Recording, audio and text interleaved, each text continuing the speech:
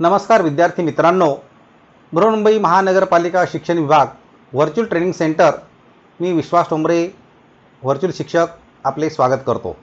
विद्यार्थी मित्रांनो, आज आपण सर्वजण शाळेत नसलो तरी घरात राहून ऑनलाईन लर्निंगच्या माध्यमातून शिक्षण घेत आहोत। या माध्यमाचा आणि अध्यापन अध्ययनाच्या प्रक्रियेचा आपल्याला नक्कीच फायदा होईल अशी आशा आहे। त्याचबरोबर आपल्या शिक्षण प्रक्रियेत खंड पडणार नाही, म्हणूनच बृहन्मुंबई महानगरपालिका शिक्षण विभागाने हा उपक्रम सुरू केला आहे।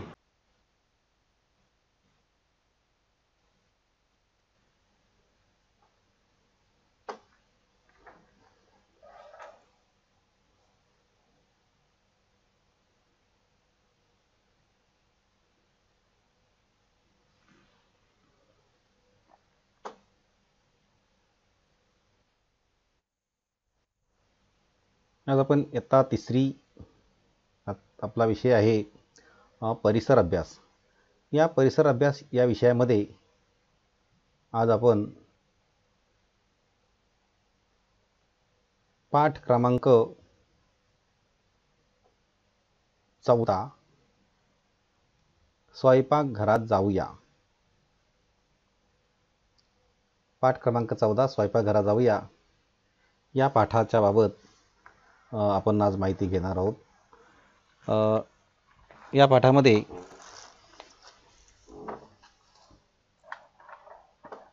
आपल्याला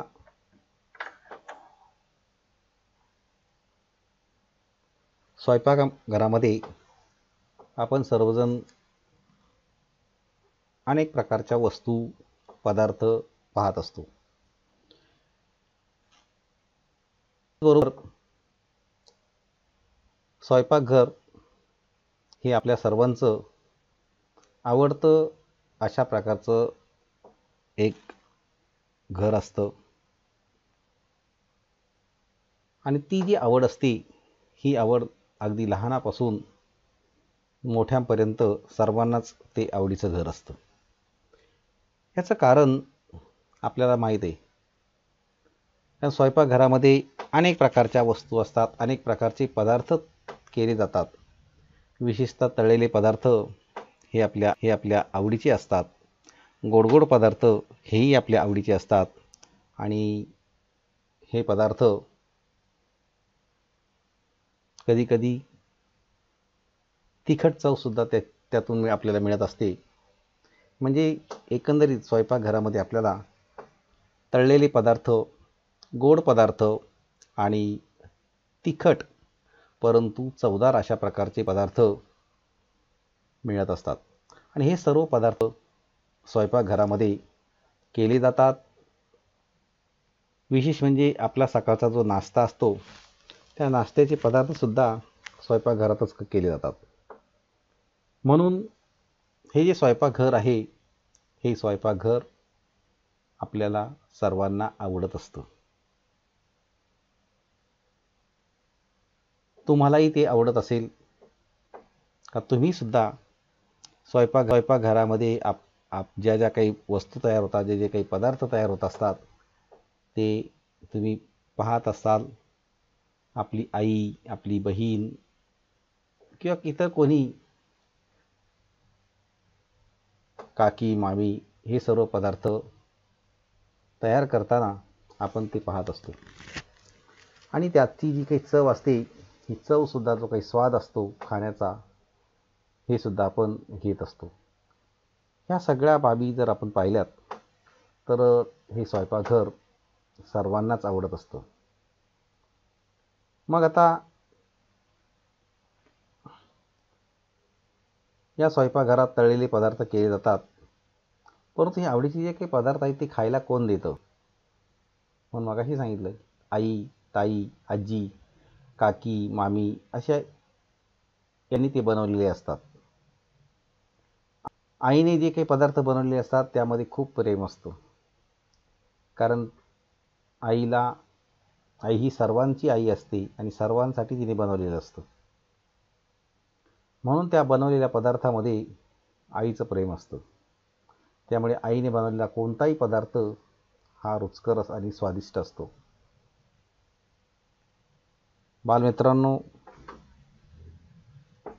याचा अनुभव तुम्ही घेतला आहेच, घेत असाल आणि घेतला नसेल तर घ्या. या वरच्या बाबी ज्या सांगितल्यात की हे खरं आहे की नाही हे तुम्हीच ठरवायचं आहे. कारण आपल्याला आपल्या घरामध्ये जे काही पदार्थ मिळतात ते कोण तयार करतं? आपली आई तयार करते, आपली ताई तयार करते, आजी तयार करते, मामी तयार करते, आत्या तयार करते, काकी तयार करते, कोण तयार करते? परंतु त्यामध्ये जी काही चव आहे त्या चवीमध्ये आईने बनवलेल्या पदार्थामध्ये जी काही चव असते ही चव वेगळीच असते. याचा अनुभव तुम्ही घ्या. घेतला नसेल तर घ्या आणि घेतला असेल तर हे खरं आहे की नाही याचं उत्तर तुम्हाला काय द्यायचं आहे? होय असं द्यायचं आहे. कारण हा जो अनुभव आहे हा अनुभव प्रत्येकाने घेतला असेल आणि म्हणून त्याचं उत्तर तुम्हाला होय असंच द्यायचं आहे. त्याचबरोबर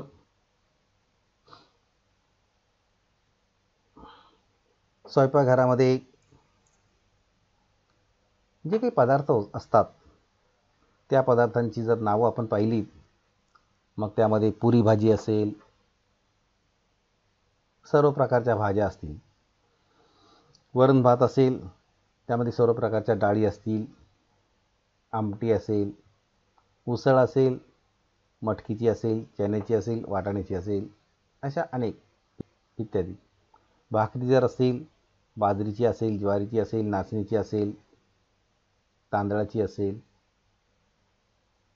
चपाती रोटी असेल, गव्हाची असेल, पापड, लोणची, मोदक, लाडू, इडली, मेदूवडा, सांबर, गुलाबजाम, अंडी, मटण, मासे, फळे, सफरचंद, पेरू, कलिंगड यासारखे अनेक पदार्थ हे आपल्या स्वयंपाकघरामध्ये असतात आणि त्या सर्व पदार्थाचा आपण आस्वाद हा घेत असतो. अर्थात या ठिकाणी सांगितलेले सर्वच पदार्थ असतील असं नाही. काही ठिकाणी वरण भात एखादी वरण भातच असेल, काही ठिकाणी पुरी भाजीच असेल, काही ठिकाणी उसळ आणि मटकीची उसळ भाकरी असतील, काही ठिकाणी चपाती रोटी गव्हाच्या असतील, पापड लोणची असतील. म्हणजे प्रत्येक घरामध्ये या ठिकाणी जी काही पदार्थ आहेत हे सगळेच पदार्थ असतील असं नाही. परंतु स्वयंपाकघरामध्ये अशा प्रकारचे पदार्थ असतात. आता हे काही अन्नपदार्थ बनवताना उष्णता का दिली जाते? कारण अन्नपदार्थ ज्यावेळेला तयार करायचं असतं, बनवायचं असतं, त्याला उष्णता जेव्हा दिली जाते त्यावेळेला ते पचण्यास हलके होत असतात. त्यातली जे काही पाण्याचं जे काही प्रमाण असतं ते कमी होत असतं आणि ते पचनायला हलके होत असतात. ते भाजून निघतात, शिजून निघतात, म्हणजेच ते खमंग आणि रुचकर लागतात. म्हणजेच कोणताही अन्नपदार्थ जर असेल, म्हणजे कोणताही पदार्थ आपण तो न शिजवता खाऊ नये. पण असे काही पदार्थ असतात की ते आपण न शिजवता खातो. कोणते आहेत? फळे आहेत, कधी कधी काकडी असते, टोमॅटो असतो, केळीचं शिखरण असतं, कोशिंबीर असते. हे जे पदार्थ आहेत हे आपण न शिजवता खात असतो. कारण कोणी काही फळं काही शिजून खात नाही, काकड्या काही शिजून खात नाहीत, केळीचं शिखरण केलं तेही शिजवून खात नाहीत. म्हणजे असे पदार्थ आहेत की जे आपण न शिजवताच खात असतो आणि त्याची चव ही वेगळीच असते. आता स्वयंपाक करताना लाकडांपेक्षा गॅस वापरणं सोयीचं का असतं? आपल्याला माहिती आहे स्वयंपाक करत असताना हे जे गॅस जो असतो,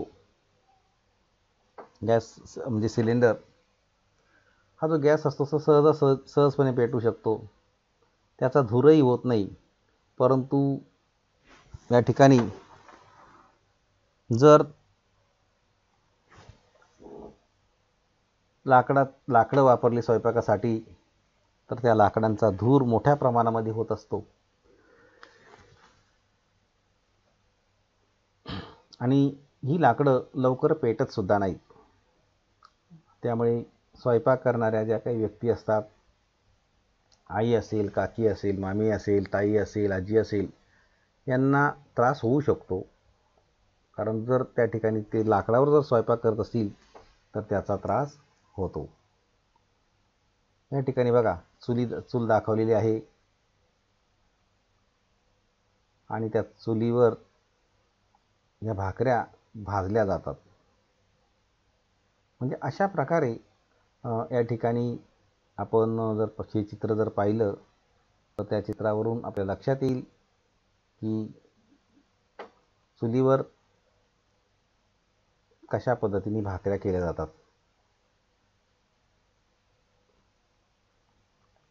इथे सुद्धा काही स्वयंपाकघराची काही चित्र दाखवलेली आहेत. चुली दाखवलेले आहेत. इथे किचन दाखवलेलं आहे, त्याची आपण चित्र पाहू शकता. आता इथे मात्र गॅसवरील स्वयंपाक करताना धूर होत नाही आणि स्वयंपाक लवकर सुद्धा होतो. बघा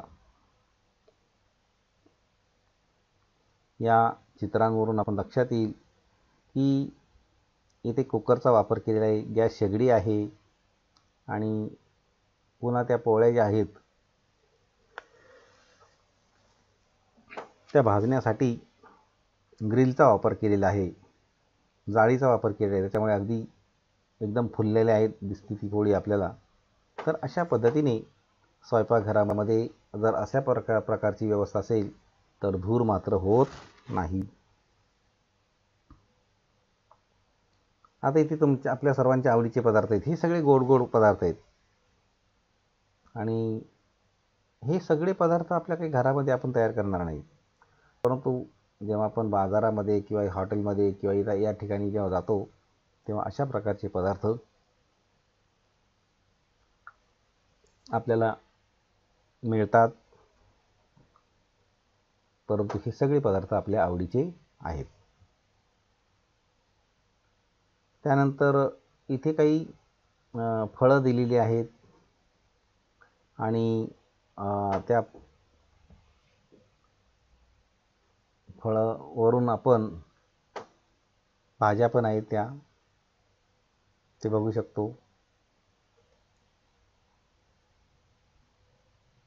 आता अन्न पदार्थ कसे बनवतात याचा जर आपण विचार केला तर हे अन्न पदार्थ पाहिलेत आपण भाजून बनवलेले आहेत आणि पूर्णपणे काही शिजवलेले दिसत नाही, परंतु भाजलेले आहेत हे अन्न पदार्थ. तर हे अन्न पदार्थ कसे बनवतात? अन्न पदार्थामध्ये लोक आपल्या आवडीनुसार अन्नधान्य, भाजीपाला, अंडी, मांस, मासे आणतात आणि आवडीप्रमाणेच पदार्थ बनवून खातात. उदाहरणार्थ भात शिजवण्यासाठी तांदळात पाणी घालतात, पुऱ्या भजी तळून खातात, इडली मोदक वाफवतात, पोळी भाकऱ्या भाजतात. अन्नपदार्थ उष्णता देऊन बनवले तर ते हलके होतात आणि खाण्यास रुचकर लावतात. सगळेच अन्नपदार्थ उष्णता देऊन खात नाहीत. मागाशी तुम्हाला दाखवली ती चित्र आहेत ती. आता इथे काही मुलं दाखवलेली आहेत. यामध्ये बघा केळी खाते, कलिंगड ती खाते. म्हणजे इथे काही ती पदार्थ शिजवलेले नाहीत, भाजलेले नाहीत, हे कच्चेच आहेत. केळी आपण न शिजवता खातो, कलिंगड जे आहे ते आपण न शिजवता खात असतो आणि म्हणून काही अन्नपदार्थ न शिजवता खाल्ले जातात. इथे सुद्धा तसंच आहे बघा. आता हे कोणते पदार्थ न शिजवता आपण खातो? फळे, कधी काकडी, टोमॅटो, केळीचं शिकरण, कोशिंबीर, हे सगळे आपण न शिजवता खात असतो.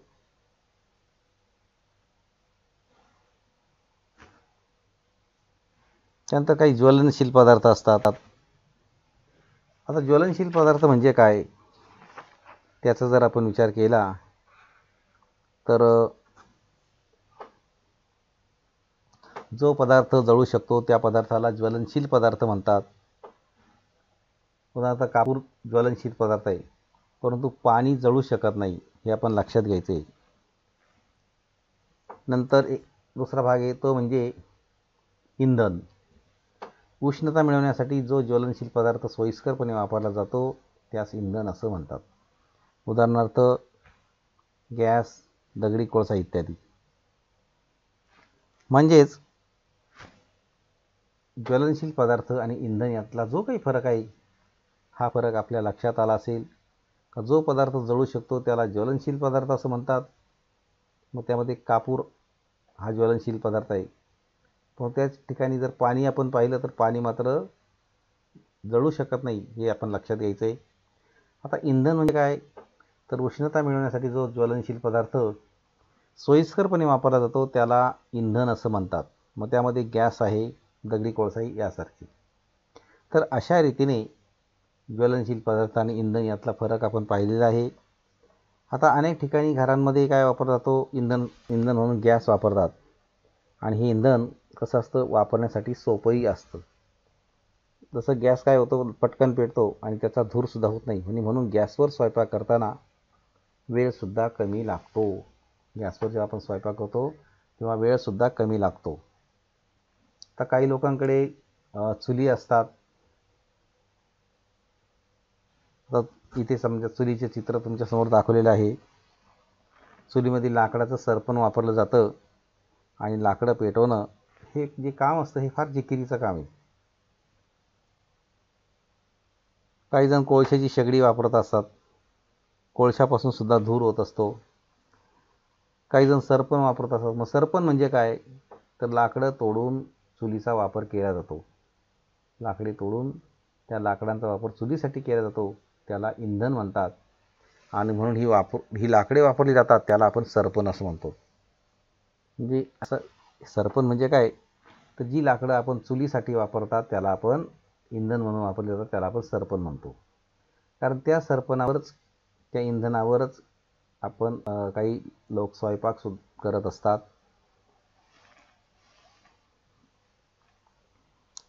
आता ज्यांच्याकडे लाकूड, कोळशासारखी धूर करणारी इंधनं वापरतात, त्यावेळेला त्यांनी काय करायचं आहे, स्वयंपाकघराला खिडक्या ठेवायच्या असतात.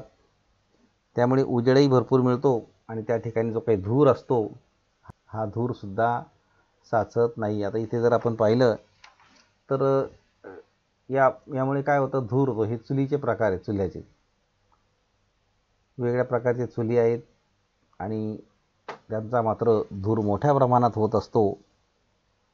अशा वेळेला आपलं जे काही घर आहे त्या घराला दारं खिडक्या जी असतात ती आपण मोकळी ठेवायची असतात आणि त्यामुळे आपल्या घरामध्ये त्याचा त्रास होत नाही. त्याचबरोबर या ठिकाणी जर पाहिलं आपण तर हे सर्व स्टोव आहेत आणि या स्टोवसाठी रॉकेलचा वापर केला जातो. आता या रॉकेल जे आहे त्या रॉकेलला घासलेटसुद्धा म्हटलं जाते. इथे वेगवेगळ्या प्रकारचे स्टोव दाखवले गेले आणि त्या सर्व स्टोवचा वापर घरगुती वापरासाठी किंवा व्यावसायिक वापरासाठी सुद्धा केला जातो. जसं काही हॉटेल असतात, हॉटेलमध्ये सुद्धा छोटे छोटे टपऱ्या असतात, त्या ठिकाणी सुद्धा अशा प्रकारचे स्टोव हे वापरले जातात, रॉकेलचे स्टोव. आज मात्र ह्या रॉकेलच्या स्टोव आजच्या परिस्थितीमध्ये तसे फारसे आता वापरत नाही. कारण आता तंत्रज्ञान आलेलं आहे आणि तंत्रज्ञानामुळे जास्तीत जास्त त्या ठिकाणी कधीकधी इलेक्ट्रिक शेगडी आहे, इलेक्ट्रिक शेगडीचा वापर केला जातो. त्याचबरोबर गॅस स्टोव आहेत, गॅस स्टोवचा वापर केला जातो. तर अशा रीतीने या इंधनामध्ये सुद्धा बऱ्याच मोठ्या प्रमाणामध्ये सुधारणा झालेली आहे. म्हणजे एकंदरीत स्वयंपाकघरामध्ये आवश्यक काय असतं, आवश्यक इंधन हे फार महत्त्वाचं आहे स्वयंपाकघरासाठी. कारण जर इंधन नसेल तर आपण स्वयंपाक करू शकणार नाही. कारण कोणती जे पदार्थ असतात म्हणजे अन्नपदार्थ, हे अन्नपदार्थ शिजवण्यासाठी आपल्याला इंधनाची आवश्यकता असतेच आणि म्हणून इंधन हे फार महत्त्वाचं असतं. इंधनाशिवाय आपण कोणतेही अन्नपदार्थ शिजवू शकत नाही या तयार करू शकत नाही. त्याचबरोबर स्वयंपाकघरामध्ये जसं अन्नपदार्थाचे दोन दोन प्रकार पडले. काही फळं तशी काही अन्नपदार्थ शिजवून खातात, काही अन्नपदार्थ शिजवून खात नाहीत, म्हणजे काही कच्चेसुद्धा खातात. तुम्हाला त्याची जशी फळांची नावं सांगितली की फळं ही मात्र कच्ची खातात, परंतु बाजरी, ज्वारी, भाकरी ह्या मात्र भाजून खातात. नंतर भाज्या ज्या असतात जसं वांगी आहे, भोपळा आहे, सिमला आहे, ह्या ज्या भाज्या असतात ह्या मात्र शिजवून खाल्ल्या जातात. म्हणजे इकडे किंवा डाळी असतात त्या शिजवून खाल्ल्या जातात, उसळी असतात त्या शिजवून खाल्ल्या जातात. म्हणजे इथे शिजवून खाणे आणि कच्चं खाणे असे दोन प्रकार अन्नपदार्थाचे आपल्याला दिसून येतात. त्याचबरोबर इथे बघा, इथे इलेक्ट्रिकची ह्या दाखवलेल्या आहेत, विद्युत शेगडी. ह्या विद्युत शेगड्या ज्या असतात, काही जण या विद्युत शेगडीचा वापर करत असतात. ती विजेवर चालते. त्याला इंडक्शन कुक स्टोव असंही म्हणतात, टॅप. कारण ह्याच्यामुळे तर बिलकुल धूर होत नाही.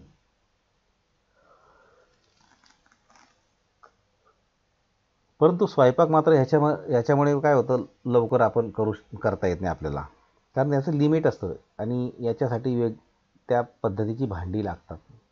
कोणतंही भांडं अशा प्रकारे ह्या गॅस शेगडीवर या इंडक्शनवर आपण ठेवू शकत नाही. जी काही ठराविक जाड प्लेटची सपाट भांडी असतात तीच आपण त्या ठिकाणी ठेवू शकतो. नाहीतर ते जे इलेक्ट्रिकचं जी शेगडी असते, विद्युत शेगडी, ते इतर कोणतंही जर भांडं ठेवलं तर ती अगदी फेकून देते, शॉक बसू शकतो. आणि म्हणून त्या ज्या टाईपची भांडी असतात तीच भांडी या स्वयंपाकघरासाठी वापरली जातात.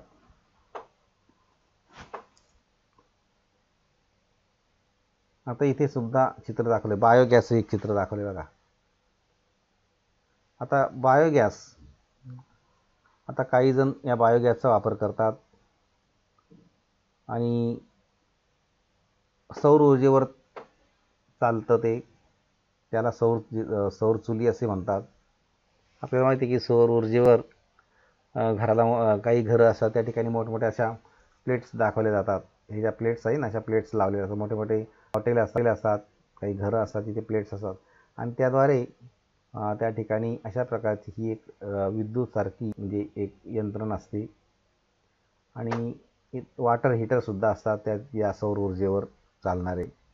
परंतु बायोगॅस जो असतो यामध्ये आणखी एक भाग आहे, काही बॅटरी असतात बॅटरीवर.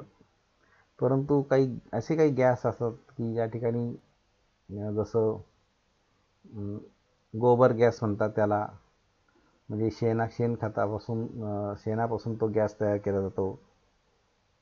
असाही एक भाग या ठिकाणी आहे. आणि काही ठिकाणी अशा प्रकारचे या गोबरपासून शेणापासून गॅससुद्धा तयार केले जातात. परंतु सौर ऊर्जेवर ज्या काही चुलीवर चालतात, सौर चुली त्याला म्हणतात, ते मात्र सूर्याच्या उष्णतेमुळेच त्या ठिकाणी चालू असतं. विद्युत तयार होते आणि ते साठवलं जातं एका बॅटरीमध्ये इन्व्हर्टरच्या रूपाने. आणि नंतर त्याचं रूपांतर त्या सौर चुलीवर आपले अन्नपदार्थ हे आपण त्या ठिकाणी शिजवू शकतो. तर अशा प्रकारे स्वयंपाकघरामध्ये अनेक प्रकारची उपकरणं ही वापरली जातात.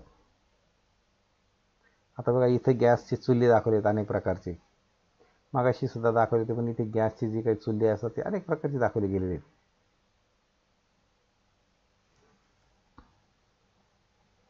मग इथे हा आपला घरगुती वापराचा दिसतो. हा इकडे हॉटेल व्यावसायिकचा आहे, हा सुद्धा घरगुतीचा आहे. इथे सुद्धा हॉटेलचा वापर केला जातो, हा सुद्धा एका व्यावसायिकांसाठी असतो. तर अशा प्रकारचे काही चुल्हेसुद्धा या ठिकाणी आहेत. आणि म्हणून इथे तुम्हाला काही सांगा बरं असं सांगितलं की ज्वलनशील पदार्थ म्हणजे काय, इंधन म्हणजे काय, सरपण म्हणजे काय, सौर चुली कशावर चालतात, याची माहिती तुम्हाला सांगायची आहे. आता ज्वलनशील पदार्थ म्हणजे काय आपण पाहिलेले आहेत की जो काही पदार्थ ज्वलनशील असतो, जसं की जो पदार्थ जळू शकतो त्या पदार्थाला आपण काय म्हणतो, ज्वलनशील पदार्थ. या ठिकाणी काय सांगितलं की कापूर. कापूर हा काय असतो, तो कापूर जळू शकतो आणि म्हणून कापूर हा ज्वलनशील पदार्थ आहे. पण त्याच ठिकाणी जर पाणी जर आपण पाहिलं तर पाणी मात्र त्या ठिकाणी जळत नाही आणि म्हणून पाणी हा ज्वलनशील पदार्थ नाही. तसंच इंधन म्हणजे काय, इंधन म्हणजे काय हे जर आपण पाहिलं तर जसं उष्णता मिळवण्यासाठी जो ज्वलनशील पदार्थ सोयीस्करपणे वापरता येतो त्याला आपण काय म्हणतो, इंधन. आणि मग त्याचबरोबर आता जसं स्वयंपाकाचा गॅस आहे, रॉकेल आहे, दगडी कोळसा आहे, ही सगळी इंधनाचे प्रकार आहेत त्यातले. आता सर्वच ज्वलनशील पदार्थ इंधन म्हणून वापरत नाही. यामध्ये जे सहजपणे पेटू शकतात आणि जळल्यानंतर भरपूर उष्णता देतात त्यांना आपण इंधन म्हणत असतो. असा एक भाग आहे त्या ठिकाणी. नंतर दुसरा एक प्रश्न आहे आणखी, सरपण म्हणजे काय. तर जसं आपल्याला माहिती आहे की सरपण म्हणजे काय, तर काही लोकांकडे मागाशी तुम्हाला चित्र दाखवलेली आहेत, काही चुली आहेत आणि त्या चुलीसाठी लाकडांचा वापर केला जातो. लाकडं पेटवून त्या ठिकाणी स्वयंपाक केला जातो. त्या लाकडांचा मोठ्या प्रमाणामध्ये धूरसुद्धा होत असतो पेटताना. परंतु हे जे सरपण असतं, हे सरपण मिळवण्यासाठी खरं म्हणजे खूप झाडांची तोडणी करावी लागते. त्यामुळे परिसराची सुद्धा त्या ठिकाणी हानी होते. आता आणखीन इथे काही जण कोळशाच्या शेगड्या वापरतात. आता कोळशापासून सुद्धा मोठ्या प्रमाणामध्ये धूर होत असतो. म्हणजे अशा प्रकारे हा एक सरपणाचा भाग इथे होता. त्यानंतर आणखी एक भाग आहे तिथे सौर चुली. मग अशी तुम्हाला चित्र दाखवलं सौर चुलीचं का,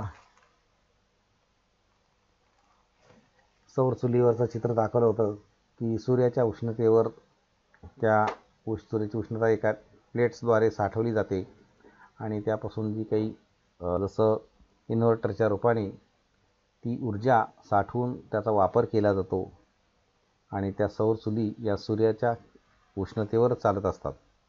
तर अशा प्रकारे इथे आपल्याला हा भाग होता. त्यानंतर वीज आणि सूर्याची उष्णता वापरून सुद्धा अन्न शिजवण्यासाठी आपल्याला त्याचा उपयोग होत असतो. नंतर इंधन वापरून व त्या आचेवर स्वयंपाक करणे सोयीचं व्हावं यासाठी विविध प्रकारच्या शेगड्यासुद्धा वापरल्या जातात. उकळणे, वाफवणे, तळणे, भाजणे या उष्णता देण्याच्या अनेक प्रकारच्या पद्धती आहेत. आता कोशिंबीर, शिकरण असे काही पदार्थ आहेत की ते उष्णता न देता तयार करतात आणि अन्न पदार्थ तयार करताना ते उष्णता देऊन शिजवावे लागतात. त्यामुळे ते पचायला हलके आणि रुचकरसुद्धा होतात. अशा प्रकारची ही जी माहिती आहे ही आपल्या स्वयंपाक घरामध्ये जाऊया या भागातली होती. तसं इथे आणखी काही सांगितलं गेलं आहे की स्वयंपाकघरामध्ये पापड असतात, भाजून खातात आणि तळून खातात. आता त्या ठिकाणी सुद्धा फरक आहे. तळलेले पापड आणि भाजलेल्या पापडामध्ये सुद्धा वेगळ्या प्रकारची चव असते आणि त्यामध्ये विशेष म्हणजे तळलेला पापड हा आपल्याला अधिक आवडेल. नंतर दाणे भाजून खातात आणि कच्चेसुद्धा खातात. त्यामुळे दोन्हीच्या चवीतला फरक जो असतो तो सुद्धा आपल्या लक्षात येईल की कच्चे खाल्ले तर ते आपल्याला त्याची मळ होऊ शकते आणि पण भाजून खाल्ले तर ते अतिशय चांगले लागतील, रुचकर लागतात. तसंच आणखी दुसरा एक भाग येतो म्हणजे कच्चे बटाटे असतात. कच्ची फोड आणि उकडलेल्या बटाट्यांची फोड यातली चव जर पाहिली आपण तर कच्चे बटाटे आपल्याला अगदी थोडेसे बेचव लागतील, परंतु उकडलेले ते अधिक चांगले लागतात. म्हणून चुलीमध्ये बटाटे उकडून काही लोक खात असतात.